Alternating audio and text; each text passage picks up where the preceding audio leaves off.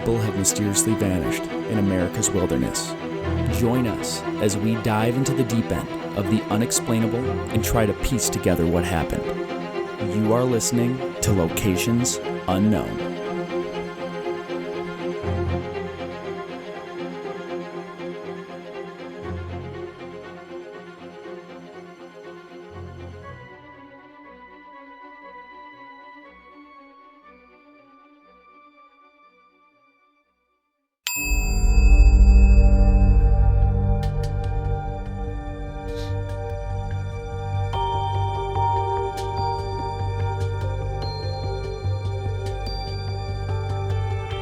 What's up, everybody, and welcome back to another episode of Locations Unknown. I am your co-host, Joe Irado, and with me, as always, is a guy who always eats his Ovaltine, Mike Van de Bogart. Oh, thank you, Joe, and thank you to all our loyal listeners. We are back after a little mini break over the holidays. It felt like months. Yeah, Was it only like a month? I think our last episode was December 16th. I should know when it was. So a little less than a month, but almost a month. Yeah, but I think we actually recorded that one like a week or two early. Oh, that's why it feels like us? Yeah. Okay. So, but we're back. After this, we're recording a fun Patreon or supporter episode with a bunch of voicemails that we've received over the last 6-7 months. Yeah, I love that fan tweet. Yeah. It's like a skeleton. It's like waiting for another episode of Locations Unknown. It's like, hey, lucky you, we're doing it tonight. Yeah, good tweet timing. Yes. Just before we get going, just a couple announcements. First, we'd like to give a shout out to all of the new Patreon members. So we've got Cambria, Emily Carey, Athena Van, Overshelled, Paul Garcia Jr., Peter Smith, Jordine Lucas, and Angie Baldwin. So thank you so much for supporting the show. Thank you very much. We've got a lot of exciting things we'd like to do in 2023. We'll see if the stars align for some of this stuff to happen. I think so, with our growth continuing to grow. Yeah, the growth growing. to grow. now it's going to decline. This episode's going to release. It's going boo. As we always say every episode, if you like us, hate us, have suggestions, whatever it is, give us a call at 208-391-6913. Leave a voicemail, and you'll end up on an episode if it's funny or mean enough. Yeah. You can also... We also put people who just say nice things. Yeah. Yeah, just nice That's compliments. the majority. We like those, too. And funny ones. We've gotten some really funny ones. Also, you can help support the show through many different means. You can go to Patreon, YouTube, memberships. We have a premium subscription on Apple. We also have a store with lots of swag. So check any of those areas out if you want to help us monetarily. If you just got done with Christmas, you spent all your money on gifts, you can still help us out for free by telling all of your family and friends about Locations Unknown. Yep. Just get annoying. So follow us on all the socials. Be like a Bitcoin bro, but for Locations Unknown. Yeah. anyone who knows someone into crypto will get that. Yeah. So, finally, a couple announcements. We had an AI art contest a couple weeks ago, and I haven't mailed out the swag yet, but that stuff will be going out this month. I also want to apologize. We actually get quite a few emails and messages across the different platforms, and I've been very slow to respond to all of it, primarily because of the holidays. But if you've emailed us or messaged us and haven't gotten a response, just hang in there. I'll eventually get to all those. Just as Joe and I predicted, we had some controversy with Mount San Jacinto. Jacinto. That's how because we keep saying Jacinto. Jacinto.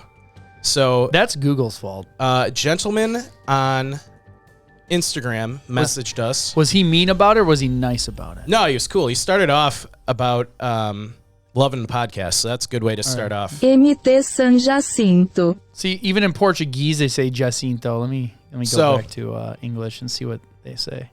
I'm not saying they're wrong. I'm just saying I have a good reason why we're wrong.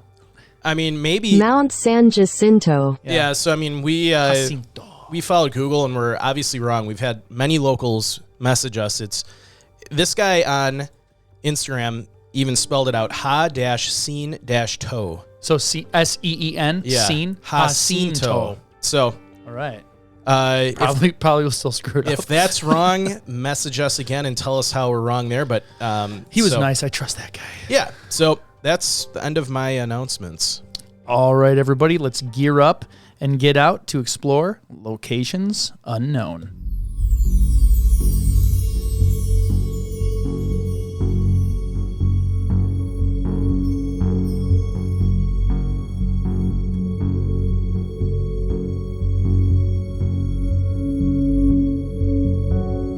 June 23rd, 2021. A geologist was on a job site with another coworker in the Sonoran Desert. His coworker said that during work, he simply looked up into the distance, got into his car, and drove off. Join us this week as we investigate the strange disappearance of Daniel Robinson.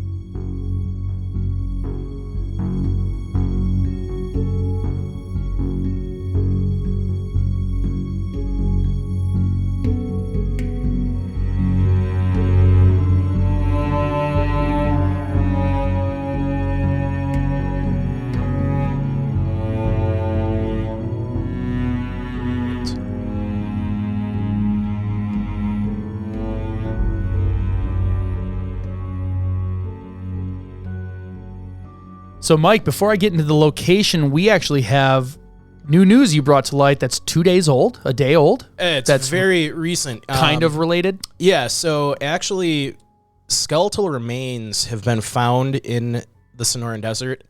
One place I read about 12 miles from where he initially went missing. So there's a lot of speculation swirling around that these may belong to Daniel, but his father has already come out and said that it's not Daniel, because we'll get into some of the details, but some of the items found with the skeleton doesn't make sense with the stuff that was found in this case. So there hasn't been any DNA analysis yet, so we don't know. Okay. It could turn out to be Daniel Robinson, but I just figured right away before we start the episode, we'll make note of that because it just happened. Yeah, and anyone that's listening that did hear about it will just be wriggling in their chair like, are they going to mention it? Yeah. So, all right. So get on with it, Joe. Okay. So we're in the Sonoran Desert. Sublocation. It's near the intersection of Sun Valley Parkway and Cactus Road. When Mike takes over, you'll see on the screen, I'll be going through some pictures and stuff. It is in Arizona, but the Sonoran Desert spans approximately 100,000 square miles in the southwestern Arizona, southwestern California, most of Baja California, and the western half of the state of Sonora, Mexico. Southeastern California. Sorry. Yeah, my bad. Yeah, so it's roughly the same size as South Korea and Iceland. Not together. Just I gave it two independently. Yeah. So there you go. It's like this if you're watching. It's big. And it's the Baja, you're missing that. I'm not even all the way over. So yeah, a lot of sand. But actually, there's tundra in the Sonoran Desert. Ooh. And tropical biomes. All right. Well, Joe will get into that. When was it established, Mike? Around 8 million years ago in the late Miocene period. So it's home to 17 different Native American tribes. Home to major cities, including Phoenix, which is a metro population of 4.7 million, Tucson with 1 million, Mexicali, Baja California, 1 million, and Hermosillo, Sonora. I'm going to get yelled at for that one, 900,000. I'm throwing that in the... So a lot of people live in the Sonoran Desert. Hermosillo. Is that... What do you think it is before I... That sounds good to me. Hermosillo. Silo. God, you know Google's not right, Sonora. Sonora. Sonora. Hermosillo. I'm not even going to try that again. I'm going to... Yeah, you have a problem with the L's. They're silent. I do. Some interesting facts about the Sonoran Desert. It's home to the only jaguar population in the United States. I would not have guessed that. Yeah, I didn't know that. I just don't assume there'd be any cat species in the desert. I just don't know why. But because it's such a huge area and there's a lot of different biomes, it does kind of make sense. Yeah, So just shows how little I know about the Sonoran Desert. It's world famous for its numerous types of cacti that grow in it, especially the famous saguaro cactus, which only grows there. This tree-like cactus can grow up to 12 meters or 40 feet tall. That is actually really cool. yeah, I didn't know that at all.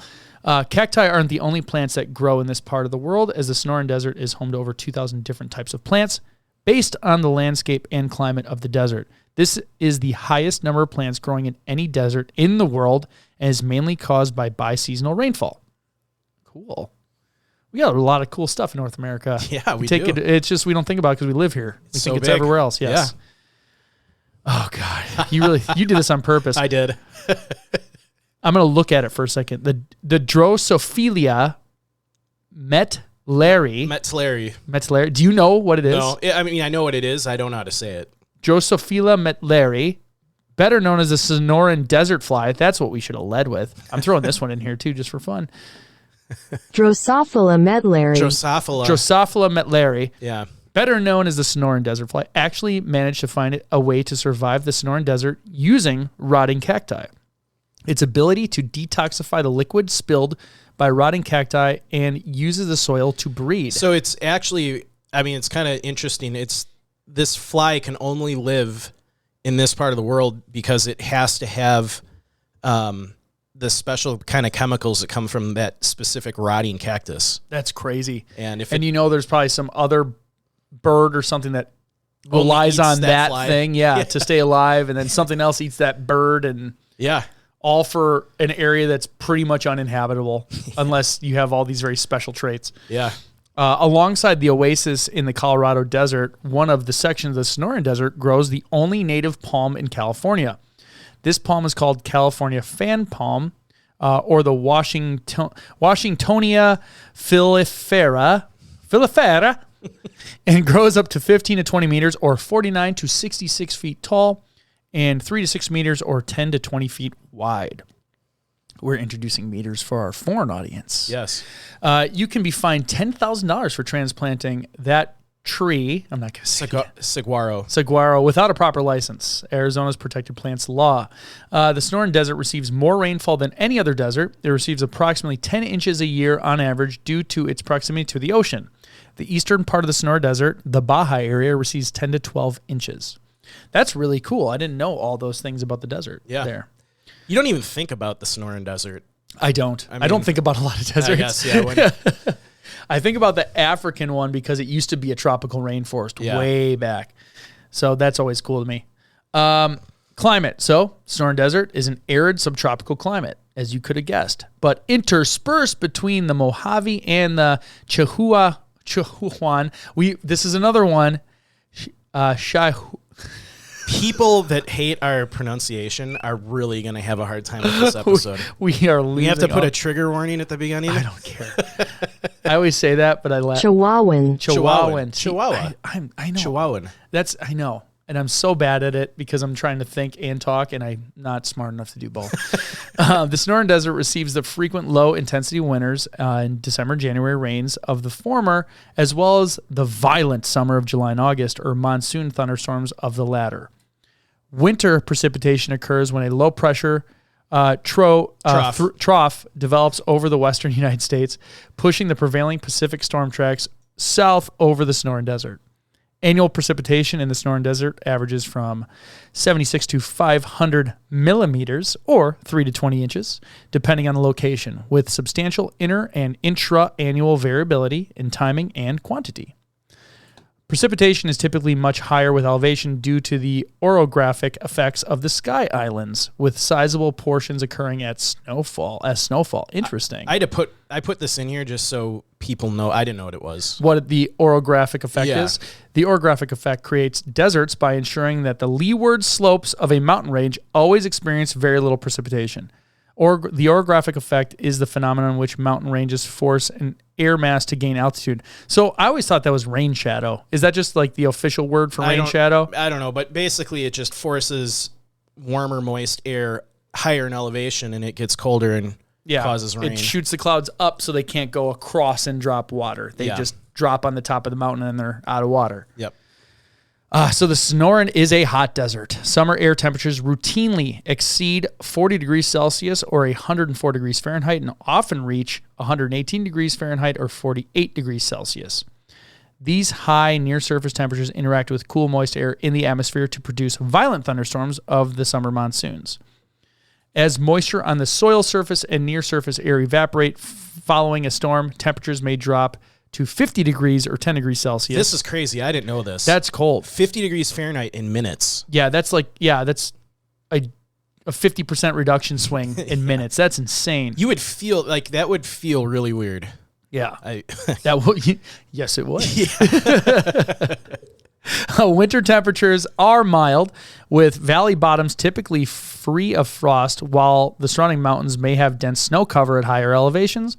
In north and east aspects, during any season, diurnal swings of 15 degrees Celsius or 59 degrees Fahrenheit are more are common, as a dry atmosphere and relatively low vegetation cover facilitate re-radiation of daytime heat into the atmosphere overnight. Deserts are cool. They are cool. They seem so arid and like pointless. Yeah. But like they're like I remember I was watching it was like Earth at Night. It was a Netflix, and they go over like the different ecosystems at night, and the stuff that deserts do when it gets dark out is insane. Yeah, it is cool. The only hike I've really done in a desert environment was Canyonlands, where you almost died. Where I almost died. But I would love to see like Death Valley. Yeah. A lot of these places. Oh, when we take the show on the road, we'll go. Yeah. Terrain. Geography is mostly broad, flat valleys with widely scattered small mountain ranges of mostly barren rock. There is also a sand sea, the Gran Deserto, and the spectacular Pinacate volcanic field. The valleys are dominated by low shrubs, primarily creosote bush. I'm not going to read that. I'm really hitting you with a lot of you are. Big And words. the white bursage. These are the two most drought-tolerant plants in North America. Are those the ones that roll, that create the tumbleweeds? Tumbleweeds? I have no clue. Yeah. Maybe. I have no idea. I'm just guessing. The Sonoran Desert is home to numerous biomes you wouldn't expect for a desert: tundra, coniferous forest, temperate, deciduous forest, grasslands, chaparral, desert, thorn scrub, and tropical forest. We've like switched roles here. Normally, you're having trouble with words, and I'm teasing you. I'm feeling good today. This is just, you're feeling good. You're like, I loaded it up. You're screwed. So what are the types of dangers outside of just being in the desert? Some of the animals, you have a bark scorpion, bobcats, coyotes, desert tortoise, diamondback rattlesnakes, Gila monsters, mule deer, and the tarantula. So I also, I don't have that in. Did I miss putting that in here?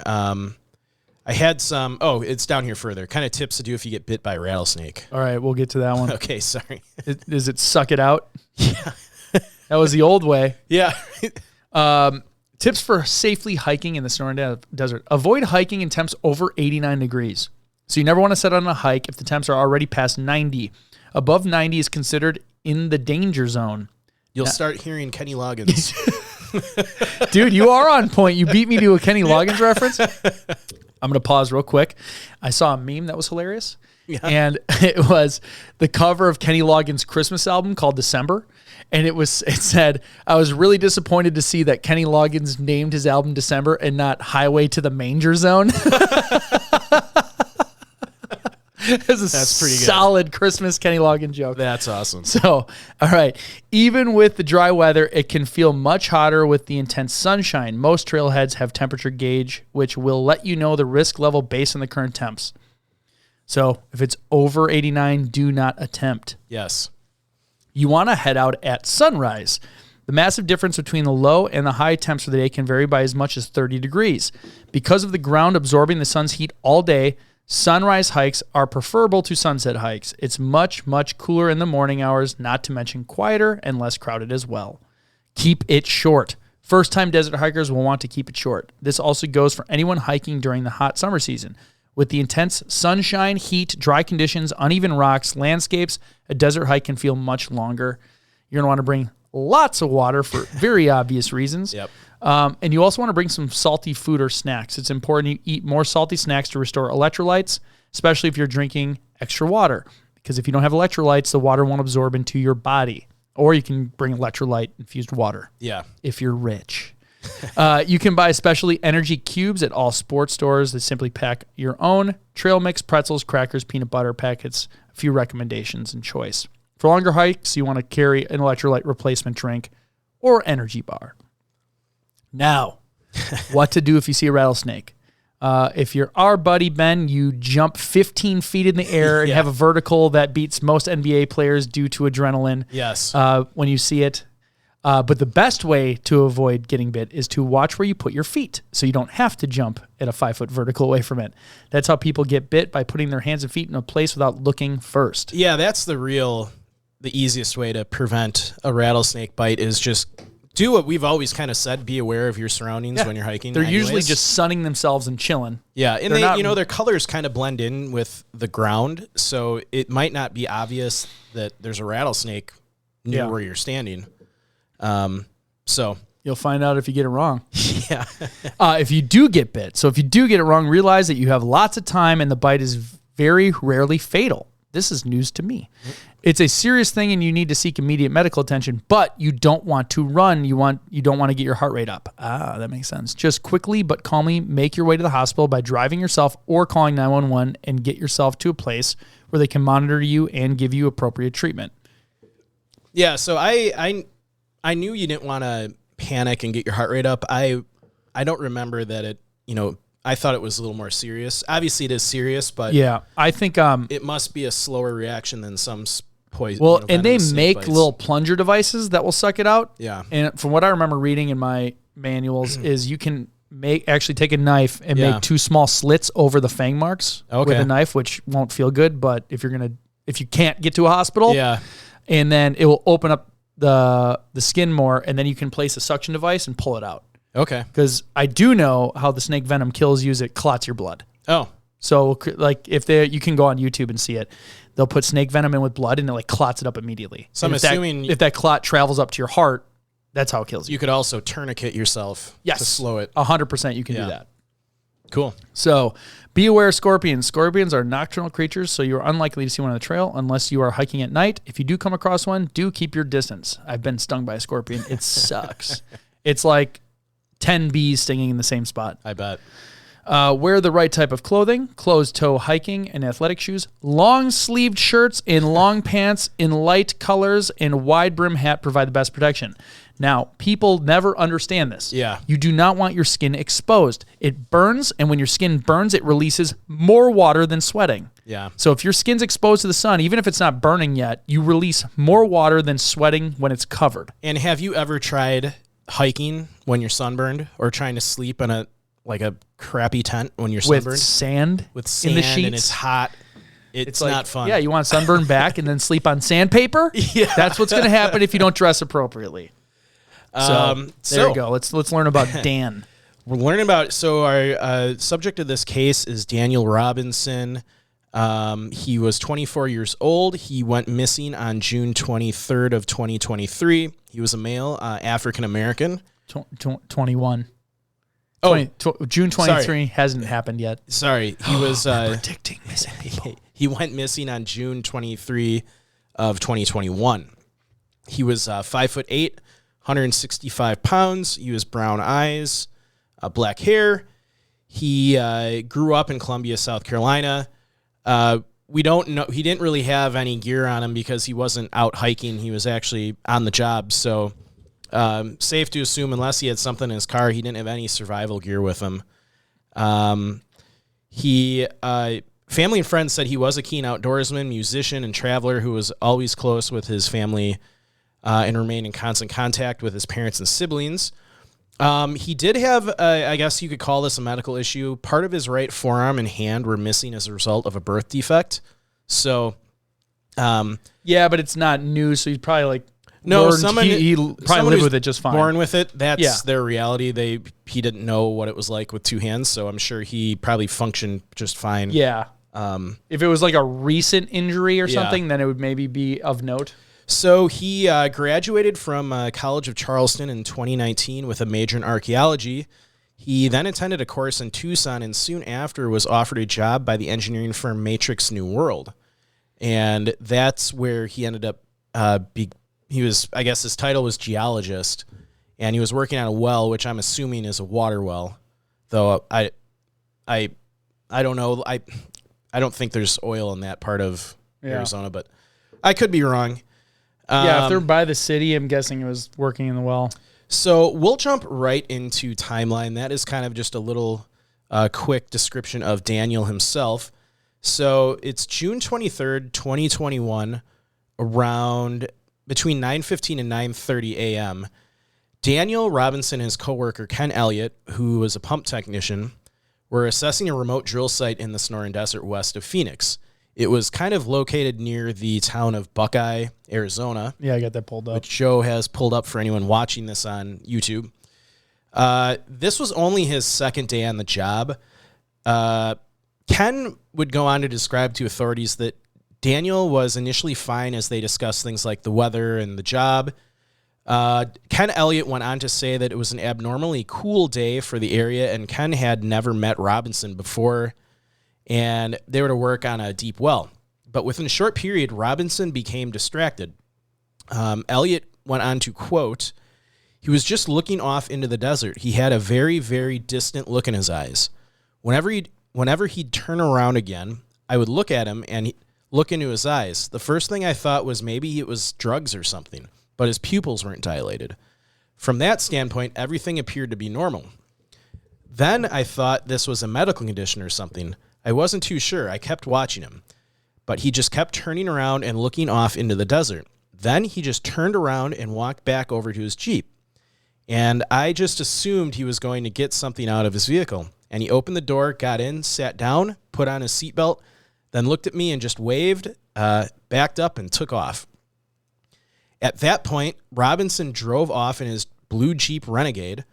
Elliott told his coworkers by phone what had happened, and assuming that Daniel wasn't feeling well and would call in sick. However, no one heard from Daniel after that. He was reported missing to the Buckeye Police Department the same day.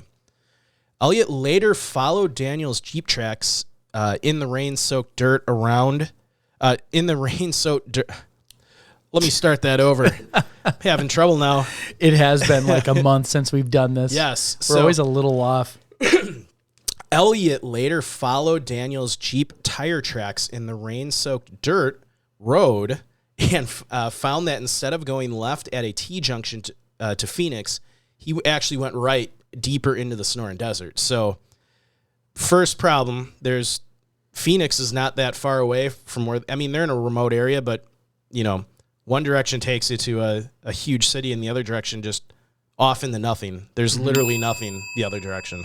So the search and rescue operation kicked off pretty quick in this case. It was led by the Buckeye Police Department. They had a lot of different assets at their disposal. They were using UTVs, cadaver dogs, searchers on foot, and drones flying overhead, along with assistance in the air from the Phoenix Firebird helicopters and the Civil Air Patrol. But the Civil Air Patrol actually didn't check in until later in the search. Okay. And I think Joe will show some pictures that we have of the search and of Daniel himself. So it is now June 24th of 2021. Tempe police were dispatched to check Robinson's apartment on June 24th, but they actually never went inside. So the search continued for several weeks. Family members traveled from the East Coast to Arizona to join the search, which at this point had covered an area of 70 square miles. So it's just nothing. Yeah. They're like, look at this map. It's like, okay, I don't know where that is. So, I mean, that looks like, I think it's got the roads named. That might be the West Cactus Road. Yeah. All right, let's see if I can find West Cactus Road. So your original map that you had pulled up, you had the junction of the Parkway and West Cactus Road. Yeah. So Nope, it's not that one. no, that zoomed in the Buckeye. It's kind of north of Buckeye. So I think I see what it. So one of the roads has to be the Parkway. What's that? That's what. Yeah, Valley Parkway, Sun Valley Parkway. Yeah. So that where that road intersects with the other road is kind of where they were. So There we go. Sun Valley Parkway, Buckeye, Arizona. That's a good start. Oh, yeah, it's way over. There we go. That makes more sense. Yep. But yeah, it's desolate. Oh, my gosh. Yeah. There's Are nothing those out train there. tracks? Or is that? No, that's the That's the freeway. Parkway. Okay. This is just like a dirt road that goes Yeah. parallel. So Wow, that is a whole lot of nothing. whole lot of nothing. And so, like I said, family members were flying out from the East Coast, and the search area now was up to 70 square miles. Detectives did say they had obtained a ping from Daniel's phone, but were unable to track it due to the phone being off or out of range. So the law enforcement actually was able to get a warrant to get phone records, and they learned that he had not... It's right here. Okay. That's a substation. So they last saw him on the road, and the job site was up here, Yeah. right here. So, yeah, very remote. And we actually have a video of a gentleman from Web Sleuths who actually went out here and recorded. Yeah, there it is. Oh, is that the well? This is the job site, yeah. So, yeah, and we have a video. We'll just kind of play in the background of kind of the area to give you a sense of how desolate and remote this area is. Oh, no, this is it. Sorry. Oh, is that the pumping That's station? the pump, yeah. Or the drill site? Yep. So like I said, police were able to obtain call records for Daniel, and they learned that he had not made any calls or texts after leaving the job site. Detectives, along with Daniel's family, worked to obtain phone and financial information, but did not locate any information which would aid in locating him. What map you got up here? This might just be a search grid. Is it? Yeah, it's a search grid zoomed out. Yeah. That was the job site. From So Buckeye Police. Yeah. So it's just farther out. It's just a grid map. Yep. Of like this view right here. Yeah. So God, that search would have been terrible. yeah. So like I said, they didn't find any financial information or any phone records from his personal or work phone since his disappearance. His family and friends and coworkers said that in the days prior to his disappearance, he was not like himself, but said there is no indication that he wished harm to himself or wanted to leave the area. Several mine shafts were actually searched in the area too, but there was no sign of Daniel. And we had some pictures. The police department posted a few pictures of the mine search. I think if you go out one folder. Okay. Mine shaft search. You did a great job labeling. Yeah. So. Oh yeah, he's looking in the mine shaft. Yep, looking in the. There he is. So there you go. Probably some kind of camera on the end of that string. So. Yep. But yeah, so they searched mine shafts and obviously didn't find anything. We have a press release from the Buckeye Police Department. Buckeye Police conducted targeted searches this week in an effort to locate Daniel Robinson, who has been missing since June 23rd. These searches took place in the desert area where Daniel's vehicle was recovered. We didn't get to that yet. Investigators focused on locations where volunteer search crews reported their tracking dogs had previously alerted. Buckeyes PD did follow up with searches, and they found no evidence of Daniel. Today, investigators used a robot equipped with a camera to search 2 mine shafts, one of them more than 75 feet deep. They also found no sign of Daniel. So kind of interesting. They were using some kind of robot to search the mine shaft. So now it is July 7th of 2021, and police actually finally entered Robinson's home roughly 2 weeks after he was reported missing, and didn't find any evidence leading to them to. They didn't find any evidence to his whereabouts, so nothing out of the ordinary. Oh, they're like still thinking maybe he's not in it. Like maybe he just left and went home and didn't tell anybody. And yeah, at this point, his car had not been found yet, so they really had no theories. Oh, other they than thought like, all right, maybe he just drove off a weird way and he got home. So, this is also around the time when the Civil Air Patrol, which that's a weird SAR situation where they're not even sure if the person's actually missing. Yeah, I mean, that's a tough. I mean, he drove down a dirt road into a desert, like in the conditions were pretty wet, so tracks probably weren't preserved. I mean, what do you do? Like, yeah, I give them credit for the size of the search with the limited information that they had. So, now you're pulling up stuff for the vehicle. Right. I'll wait. So I'll wait.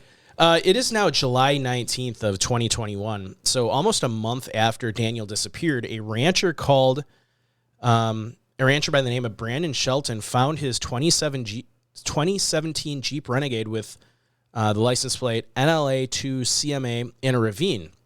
It was just 4 miles from the work site where he was last seen, but Daniel was not at the scene.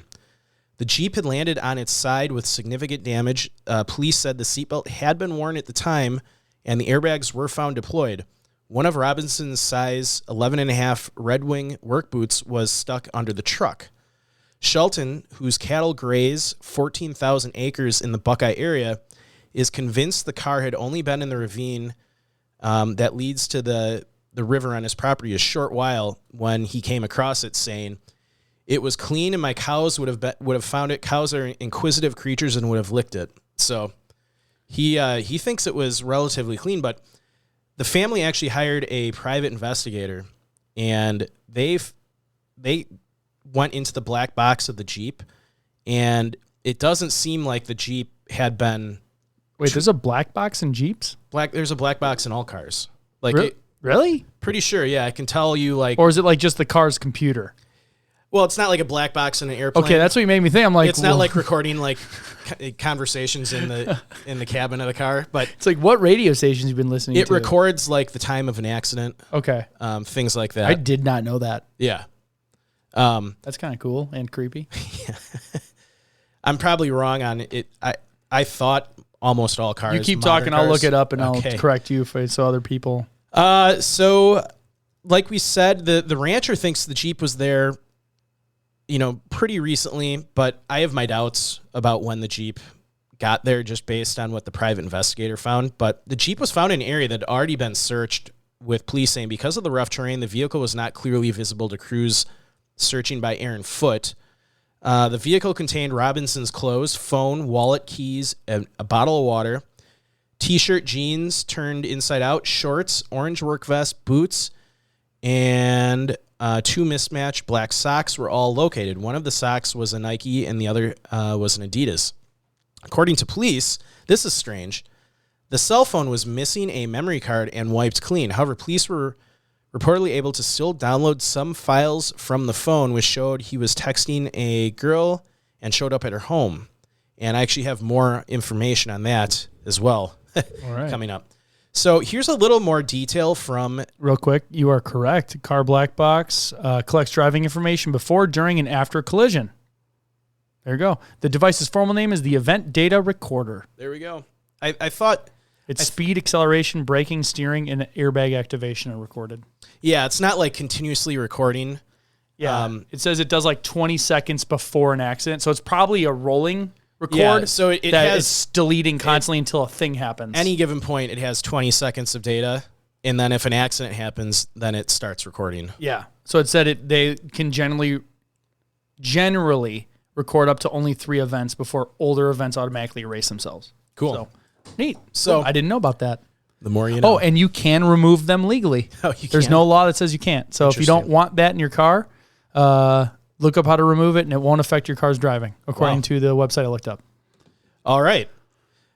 So we do actually have the police report for this disappearance, and we've got some more detailed information on the condition of the vehicle. Do you notice how I thought like finding a car in the desert would be easy? Look at that. That's the car. Zoom in on that. That's the car. That's as far as let me zoom. That would be incredibly hard to see from the air. Yeah, and someone on Web Sleuths said that the law in Arizona, and this may be in everywhere in the U.S., but specifically in this area, is the search helicopters were not allowed to go below 500 feet. So it probably messes with the ecosystem.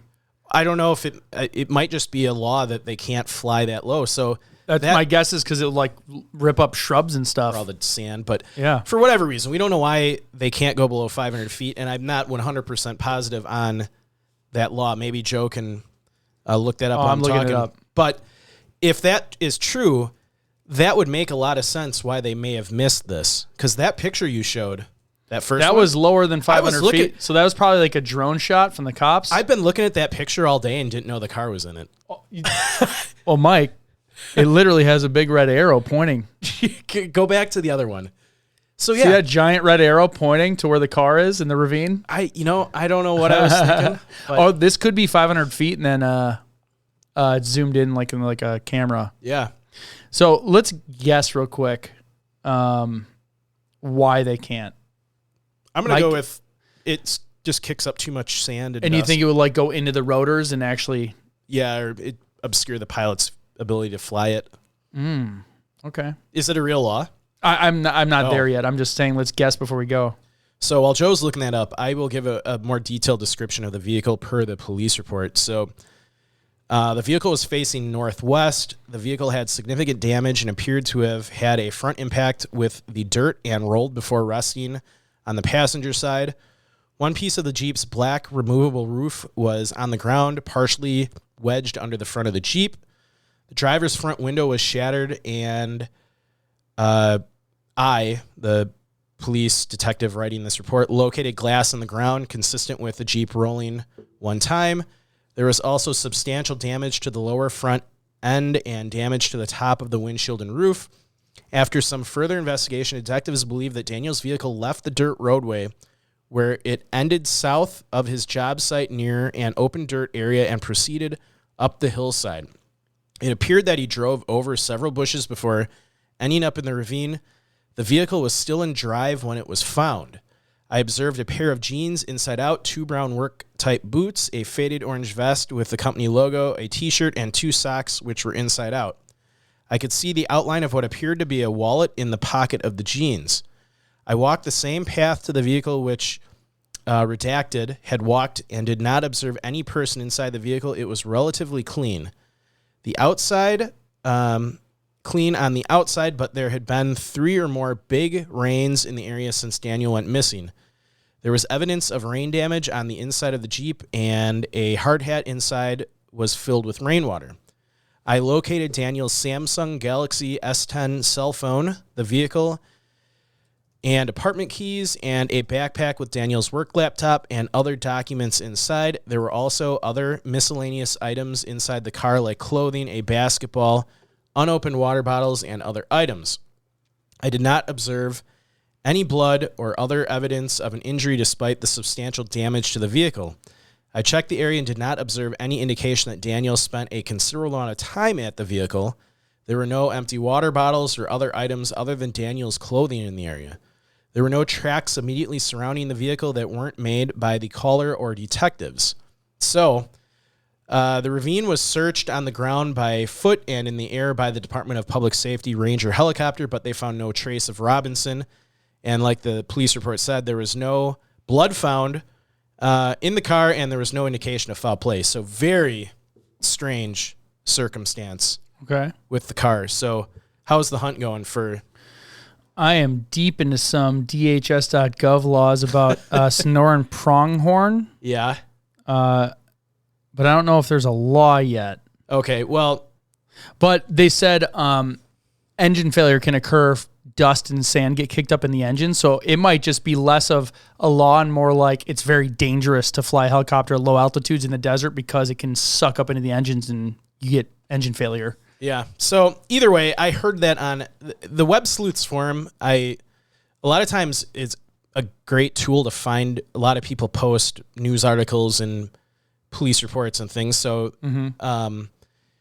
whether this gentleman who said that it's true or not, but it does make sense in a very sandy, dusty environment that you wouldn't want to fly too low because, well, and the other thing, I'm thinking of is if you're kicking up all that dust and dirt, you're not going to be able to see what you're searching for. Yeah, you cover tracks and things like that. So you probably want to be high enough that you don't disturb the ground because that would hamper your ability to conduct a search. So yeah. All right, so fast forward now to July 31st. Oh, Joe, do you want to play a little snippet of that video? Yeah. And then we'll just let it run in the background. We'll hear some audio in the beginning. But this guy went to all the sites, the job site where he was last seen, and then where the crash was. Hello, my name is Jeff Brunton. I go by JJ Ray on Web Sleuths and just Jeff AZ on IG and Pixels.com.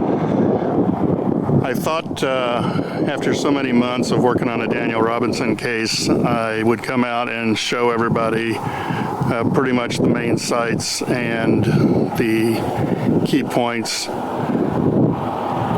Right now I'm at Cactus and Sun Valley Parkway, and I'm facing west, and you can kind of see just pretty much the general terrain, a lot of creosote bushes, small mesquites up in this area. They get larger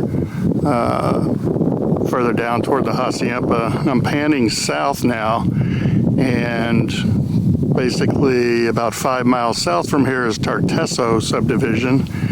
And if we keep panning and we go to the southeast and we face east, these are the White Tank Mountains. It's the most predominant feature closest to the work site, the well site, and to the wreck site. Further north, to the north east we're facing is Festival, development by Del Webb.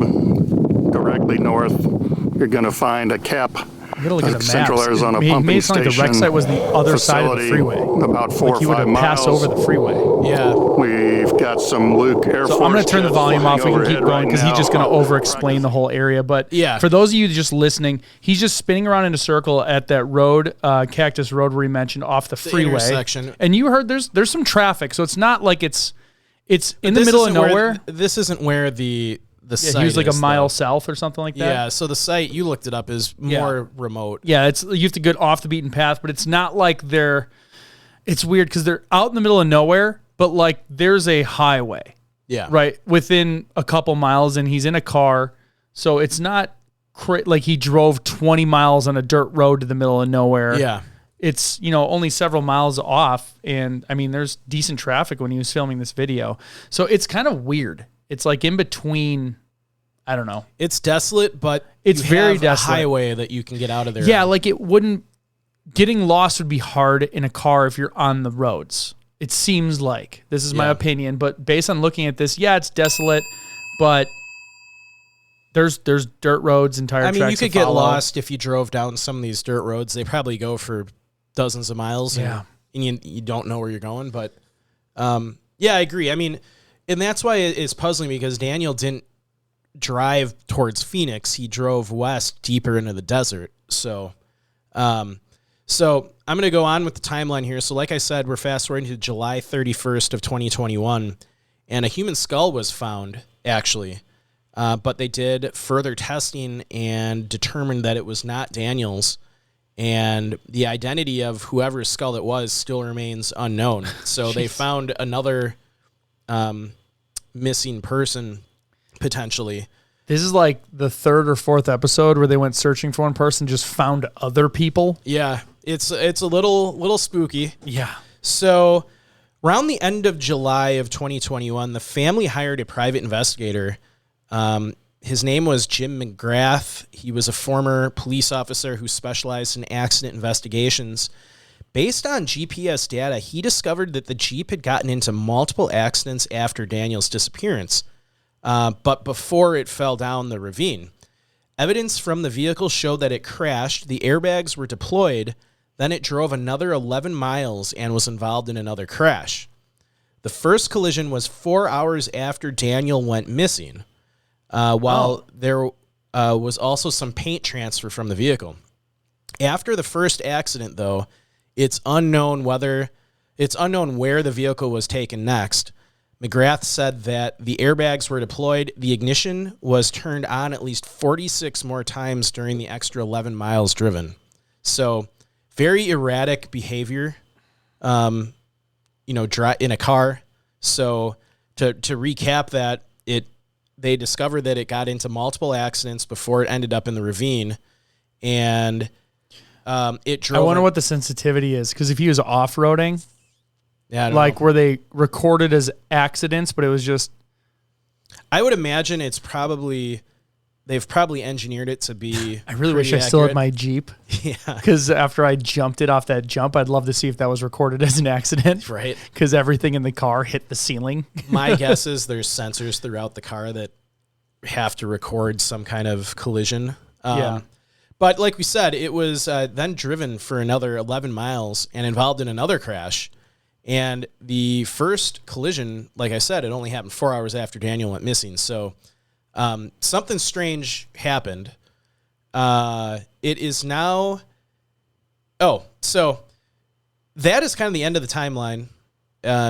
His remains haven't been found, and very strange circumstances around his Jeep being found. And then, like we said, January 7th of 2023, just a few days ago, we're recording this on January 10th of 2023, human remains were found by a Facebook user named Penny Buffington. I put the picture in the drive, but I wouldn't show it right now. A lot of people online, some of the news organizations showed it, and people got pretty upset. It's not even related to the case. Yeah. I mean, like, technically, if they already determined it's not him. Yeah. So I would say we don't have to. You know, it's somebody's parent or brother or sister. We're not going to show it. I mean, if you really want to go see it, it's some of the major news channels out of Arizona have it on their website. So you can do that on your own time if you so choose. The father has come out and said that these aren't Daniel's remains. And I believe he's not basing this on probably DNA evidence yet because there's no way that's been conducted. Based on what was found in Daniel's car, it sounds like he stripped his clothing off. And it sounds like the remains that were just found had clothing either on the remains or around where the bones were found. Yeah. So I'll back up on that. There's a nice still of the... I'll let it play through. So we will find out at some point. They'll get those bones analyzed, and we'll know. Yeah, we can do an update. So we'll update everyone. So before Joe and I get into theories, oh yeah. So that's a major quite a damage. And you can clearly see that it got into accidents before going into that ravine. Unless it was rolling. Well, the black box said it got into multiple accidents. Well, before. that's where I'm wondering. So I'm gonna just because this is funny. Here is.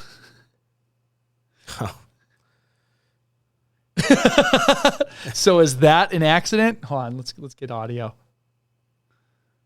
Let me restart. How do I restart it? Here we go. Ready? Because you can hear it. Oh my God. It slammed down and everything. Like, I was worried stuff broke in it. I'm wondering if that would record as an accident. Because I got quite a bit of air on that your jump. airbags didn't deploy. I feel like good point. If that was like the precursor, for it to work.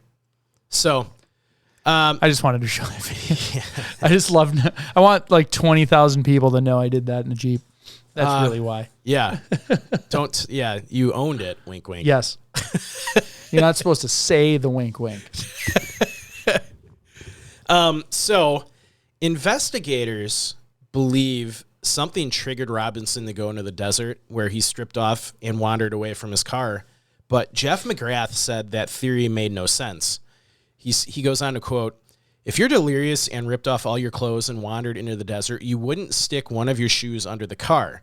My personal theory is that someone deliberately wrecked that vehicle out there." McGrath believes Robinson was upset about the rejection of a woman and went on an all-night video game binge. So the Buckeye police report. What's the basis for that? Well, I'm getting to it. Okay, I was like, that's a very specific thing to say, and I haven't heard anything so far that would back that up. A Buckeye police report states that Daniel met a woman named Caitlin while he was making deliveries for Instacart and dropped off an order for her home. Caitlin said she and her friend were drunk and they invited Robinson inside, and they later exchanged numbers. Within a week, he arrived at her house unannounced and began sending her texts saying, "I couldn't stop thinking about you and I love you." She tried to rebuff him by saying, "Honestly, you showing up at my house unannounced made me extremely uncomfortable. I don't see us hanging out anytime soon." The next day, he turned up at her house again. He wrote, "Do you hate me?" Daniel replied, I don't hate you, but please leave me alone." That's Caitlin replied in a text. He took 15 hours to respond with his final text to her. 18 hours after that final text, he disappeared. McGrath said of the events after he drove off, At that point, I think somebody, not a good person, found him. I can't imagine what they did with him, but I believe his vehicle was crashed a couple of times, and then its final arrest was at the bottom of the ravine. McGrath found another black Nike sock 3 miles away in the desert. He cannot explain it, but it is another reason he believes there is more to this case than meets the eye. McGrath and Daniel's family believe the Buckeye police did not carry out a thorough investigation into Robinson's mysterious disappearance. They pointed out that Daniel's clothes, possessions, and car were handed over to his father as soon as he arrived in Arizona. However, Robinson's brother, Roger, believes police are doing what they can to find him now, but he fears it's too little, too late. Had they been quick about it in the beginning, we wouldn't be here 3 months later still searching for my brother and still looking for answers. So that is the case of Daniel Robinson. Okay. So what do you think happened? This is making me remember of the last time we had someone just run off into the desert. Terrence. Yeah. That was north though, wasn't that? Isn't that Washington State? Wyoming. Okay, Yeah, so he was up on there. the set for a Discovery Channel show. Okay, so I'm trying to think of some reasonable theories and then some off the deep end theories. Yeah. Reasonable theory. Where did it say he grew up? Columbia, South Carolina. So reasonable theory. He's working in the desert. This is only his second day, though. Only his second day, but he went out, met a girl apparently in the area. Well, was he out drinking? Met is a... Okay, but regardless, he Yeah. was out partying, maybe drinking. Not saying that's a bad thing, but imagine being hungover and working in the desert. Yeah. Would be fun. It wouldn't be fun. It could make you delirious. It could make you make stupid decisions. So he, But it was an unseasonably cool day as far as deserts what's go. unseasonable? Yeah, as far as deserts go. Yeah. And if he's like in the throes of some heartbreak because he wants to meet this girl and she's rejecting him, like you combined all that stuff, and I think it's hard for, I'll say us to realize, because I don't think we've ever overreacted to a girl before. Yeah. I knew you through college. We never had, but like, in college when you'd meet the dudes who would fall apart over a girl, like would literally like go a little crazy. Well, look at throughout history, like in general, but I'm just saying like young men have started wars over women. Yes. I mean, but I'm just saying like we've all known dudes who've like kind of lost it temporarily for a few days. So if he's in the middle of this getting rejected, not feeling secure, maybe hungover, and again, this is all speculation. Yeah. I'm making stuff up here because I'm just trying to make sense of this. Maybe he had an undiagnosed psychological issue that no one knew about. He's under stress, working in hot conditions, and just maybe he's like, I'm going to go for a drive, and I tell him maybe he's completely delirious and goes and just drives off, and he's smashing around in the desert, like just kind of driving violently. Yeah, maybe he just got angry and he just like went 100 miles an hour down a dirt road and like lost it. Yeah, and I think that's... It doesn't explain the multiple crashes. It does explain the multiple crashes or where he went. Yeah. Or did he crash? Well, actually, it kind of does, because if he crashed like that, looking at the car, I'm not sharing my screen anymore, so I'll pull that back up.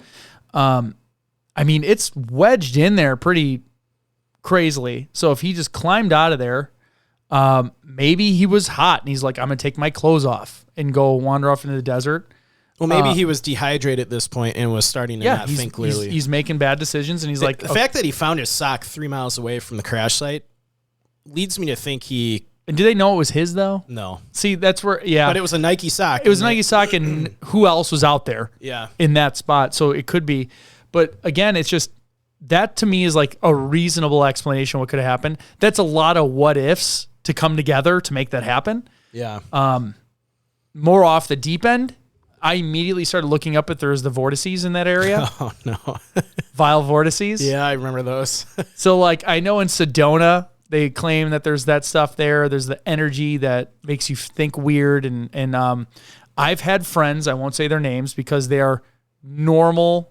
I'll say normal people, like not constantly into that type of stuff, that they went to an area in Arizona. I don't remember where. Yeah. But they were vacationing there, and they were doing side by side. You know where you do the UTVs and you're driving through the desert and stuff. And they both said when they got to certain areas, they got really angry. Like they were having a great time and they started getting mad, and they were listening to our show and they were listening to one where they started to talk about vile vortices because they called me like, oh my God, like I don't believe in this stuff, but I was in that area where you guys said there was one, and we felt weird. Yeah. And they were still in the area, and they like locals were like, oh yeah. You know how locals are when there's a cool thing in your area. So again, take that for what you want to take it. To me, that's the off the deep end of he was affected by a vile vortice or something. I like the off the deep end. For my off the deep end, I'm going to stick with that. Yeah. Ooh, you're on the off the deep end train. Yes. I think the more logical thing is obviously his behavior with this woman he had just met is not normal. Yeah, she's obviously rebuffing him and he's not getting it. He's still showing up. Yeah. So obviously he has something going on there. I think, maybe other things in his life were going on at the time that people weren't aware of, and this kind of thing with this woman kind of just finally he snapped, and he left the job site. We don't know what he did before the car crash, but he got into multiple accidents, so he must have been, sometimes if you get delirious with rage, it causes you to not think clearly. That's where I've never had that happen. No, but I've seen it firsthand. It happens of people that start doing weird crap, and you're like, oh my God, that's dangerous. Combine a man's obsession with a woman, which like Joe and I have talked about, we've seen with friends in our lives, but there's ample evidence throughout history of men doing incredibly... There's a whole different Bible because of that. King James Bible exists because of stupid decisions. Men throughout the history of time have done incredibly stupid things over women. The pursuit of women. And I'm trying to think of the ruler of Rome that basically started a war over Cleopatra. Yeah. I mean, I'm sure there's medieval stories. And I won't go into it, but so combine maybe that obsession he had with this woman he just met with just this rage that just came over him, and he would cause you to have impaired driving. So maybe he was just flying down the road, hitting stuff and smashing stuff, and then lost control, went up over this ridge. And off-roading's fun, so even if he wasn't like... Yeah.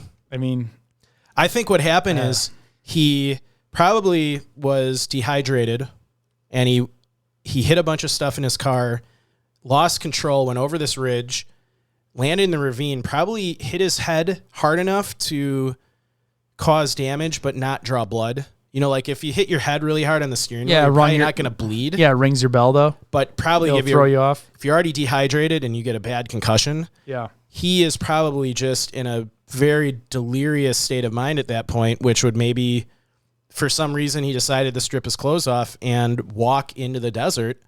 And my guess is he just kept walking, and they had a lot of heavy rains. Perhaps he walked into an area that, out in the desert when it rains, you can get flash floods like an instant. And maybe his remains were washed away in one of the flash floods. Yeah, George Land talks about that. He's a PIO of right in the area, Joshua Tree National Park. So like in a heavy rain, this ravine probably be filled with water. So I think the most logical explanation is he injured his head in this crash, and he was probably already dehydrated. He was filled with rage, just in a delirious state. He walked off into the desert, succumbed to the elements, and then... I wonder if that delirium would be similar to when you have... what's the cold thing? I am off today. I can't think. Hypo or hyperthermia? Hypothermia. Hypo. Because I've experienced that firsthand with people I was hiking with. I'm sure I've told this on the show, but I'll repeat it. When I was doing Long's Peak with 3 other guys, I was staying back with one guy to wait for someone who was behind on the trail as a storm hit. Yeah. So because we didn't want to leave them in whiteout conditions, while 2 other guys continued on. So we stayed paired. We followed our rules, and they were going to go set up the camp ahead of us. Yeah. And it was raining, like sleeting, so you're getting wet, and it started getting real cold. And when we started coming up around this bend, they're 20 minutes ahead of us. Yeah. They were walking back, and they were dressed completely differently. And we literally and these are guys I've known forever. They're great hikers. Yeah. They know what they're doing. And I'm like, where are you guys going? Like, they should have been at camp. And they're like, we're going back to the car because our clothes are wet. We're 5 hours into a hike. Yeah. We're nowhere near the car. And what they did was we got them warmed up, and they told us they realized like when you're warm up, they're remembering the decisions they were making. Yeah. They were soaking wet, and they were at the campsite. Instead of pitching the tent, they took the dry clothes out of their bags in the rain. Yeah. Took off their wet clothes and put on their dry clothes, which then got wet. Yeah. Instead of setting up the tent. And then because those clothes got wet, they were going to hike out. Yeah. It would have been 4 hours. Yeah, they would have died. And they would have, they would have gone. And they're like, I don't know why I did that. Yeah. Like they've hiked with me a ton of times, and they literally could not make, we are at altitude. They're in hypothermia. They're making horrible decisions. Like we're like, nope, come with me. Like I remember forcing them. They're just kind of like wandering aimlessly. Yeah. So honestly, I think I don't know about the foul play thing. I think it's more simple than that. I think it's a combination of he was dehydrated. I don't think foul play. He's in the middle of nowhere. Maybe he was, dehydrated in a desert. That's going to dehydrate even more. Mm-hmm. He was clearly in a bad accident, multiple bad accidents. Yeah. Probably has a head injury. No blood, so not, Yeah, they said his seatbelt was on, so even getting hit in the face with the airbags like getting punched. Yeah. So, I mean, I know that from being a firefighter. He could have hit EMT. the side of his head on the side. On a rollover. Yeah. The contents of your car will do more damage to you than he could have gotten hit in the head with his laptop, his work laptop. All the stuff in there becomes violent projectiles. So just because there's no blood, you can't assume that he didn't suffer a serious head injury. Really bad concussion combined with dehydration would cause him to just be delirious. And I think he walked off into the desert, and then with the heavy rains they were having, his remains were washed out of the search area. They're probably still I don't even in think this they have to region. wash out. Think of Paul Miller's case. Or he was found pretty dang close to the trail. Oh, what, a year, 2 years later almost? Yeah. And they searched thoroughly. And it's based on that image from seeing the car from above, it's hard to find stuff. And I'll just say I did view that image of the skeleton that was found a couple days ago, and to what you're saying, the skeleton was caked in mud. So it looked like it had been moved. Not necessarily been moved, but like muddy water had been flowing by it. Okay. And you can just imagine if the remains were in a flash flood or had any muddy sand, that would make it even harder for searchers to find the remains. I turned the screen off, so I'm going to go look at it. I'm not sharing it. Did I put it out? Oh, yeah. I didn't open it. Yeah, that's not okay. That would be tough. Definitely hard to see from air. Oh, 100%. And you would I'm zooming out here, and like, if it was the back of it, it would look like a rock. You would literally have to walk right by it. You can't tell that is what that is. Yeah, you would have to walk right by it to see it. And for anyone listening or watching, we're not actually showing the image just out of respect, but I just want to make the point that that it would be so hard to find. The difficulty to find remains that have been exposed to rains in this type of a environment would make it really hard. So that's my theory. I do like the off the deep end vile vortices. I've never experienced something like that, but I mean, I've read lots of stories. I would love to hear the coworker give an interview to get an idea what type of guy he is. Not saying it's his fault. I'm sure he has. But the dudes that work in that kind of situation are usually hard dudes. Yeah. They're probably like, if he's all like complaining about a girl or whatever, he's like probably not being nice to him. Yeah. Maybe he's like, you just get back to work. You know, like, we gotta get this. If he's being like aggressive, maybe that tipped him over the edge. Maybe. Again, not saying it's his fault. Yeah. It could have been like all the things, and the straw that broke the camel's back if the guy's kind of not nice to him on the job site. And I'm just thinking, I've worked on job sites with doing concrete and roofs and stuff. Yeah. Those guys aren't nice, but that's how they're built. Yeah. They'll call you names and crap like, hey, why'd you give me that? Well, you idiot. Like they're just not nice. So if he's like in all these weird states and then there's some dude jeering him a little bit. Yeah. He's probably like, screw this crap, and drives off. Yeah. We won't know. But so another puzzling case, but depending on what happens with this new skeleton that was discovered, we may have closure in this case. So we'll keep you guys updated with that. We'll keep you posted. All right. Well, thanks again for tuning into our show. We appreciate all of you for listening and sharing Locations Unknown with your friends and family. Be sure to like and follow us on Facebook, Instagram, Twitter, and YouTube, where you can find the videos for each of these episodes. Also, if you'd like to support the show monetarily, please visit our website or our Facebook store and buy some of our cool swag. Additionally, you can subscribe to our Patreon account on YouTube subscriptions, and on Apple subscriptions, where you'll have access to special events, additional shows for paid customers only, and lastly, when enjoying the beauty of nature, whether backpacking, camping, or simply taking a walk, always remember to leave no trace. Thanks, and we will see you all next time.